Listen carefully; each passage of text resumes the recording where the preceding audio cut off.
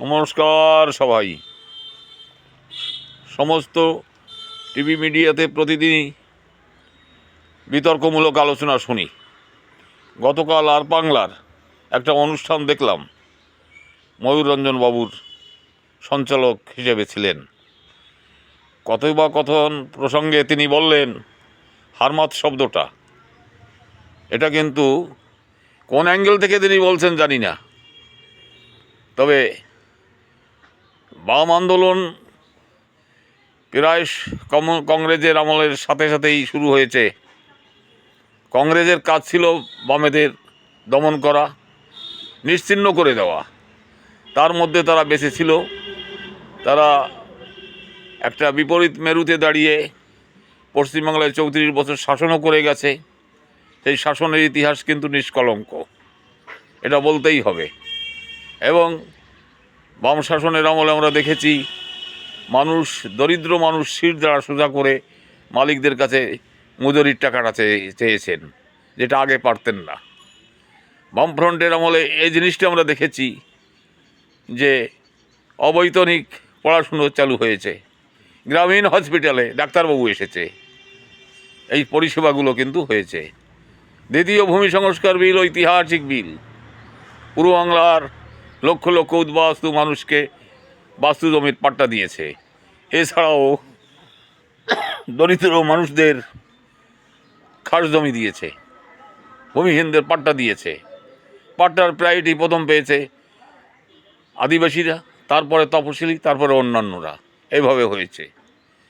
হিন্দু মুসলমানের মধ্যেই মেলবন্ধন গড়ে তুলেছিল বাম আমলেই, যেটা আর কেউ সেভাবে দাবি করতে পারে না।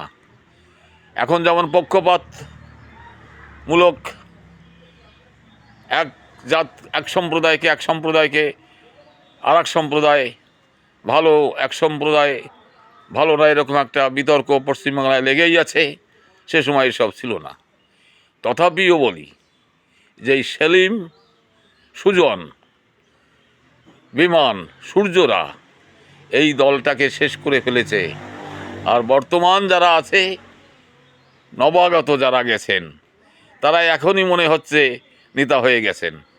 আরে 100 বছর প্রায় লড়াই করে দলটা ক্ষমতা আসছিল 1977 সালে, আর এখন ক্ষমতাচ্যুত হয়েই আবার ক্ষমতা ধরার জন্য সেই কংগ্রেসের হাত ধরা, সেই কংগ্রেসকে ভালোবাসা, এটা ঠিক নয়। পারবেন না, আপনাদের সিদ্ধান্ত ভুল।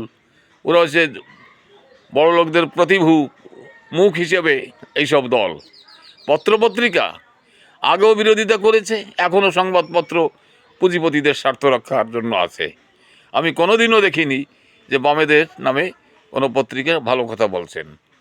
আর একটা মাত্র কথা বলা দরকার, এটা ঠিক যে শ্রমজীবী মানুষের একটা প্ল্যাটফর্ম দরকার, না হলে মালিক সমাজ তাদের খেয়ে ফেলে দেবে।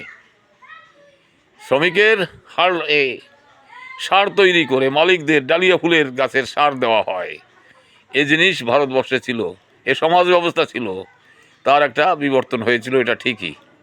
তবে এই দিশাহীন কমরেডরা, সুবিধাবাদী শ্রেণী 34 বছরের মাঝামাঝিতে ঢুকে তারা চাকরি বাকরি সব লুটে নিয়েছে।